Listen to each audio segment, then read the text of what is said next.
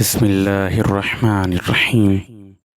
مدینے میں کچھ اصحاب جب حضرت فاطمہ سلام اللہ علیہا کا ہاتھ مانگنے کے لیے آئے تو رسول اکرم نے جواب میں فرمایا، میں خود اس بارے میں حکم خدا کا منتظر ہوں۔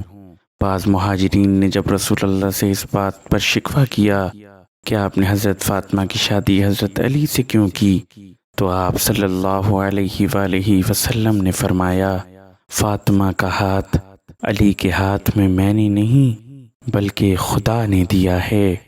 شادی کے ولیمے کے بعد رسول خدا حضرت علی کے ہمراہ گھر میں داخل ہوئے اور حضرت فاطمہ کو آواز دی۔ جب حضرت فاطمہ نزدیک آئیں تو رسول اللہ نے حضرت فاطمہ اور حضرت علی کے ہاتھ کو پکڑا، اور جب فاطمہ کا ہاتھ علی کے ہاتھ میں دیا تو فرمایا، خدا کی قسم میں نے تمہارے حق میں کوئی کوتاہی نہیں کی اور تمہاری عزت کی اور اپنے خاندان کے بہترین فرد کو تمہارے لیے انتخاب کیا۔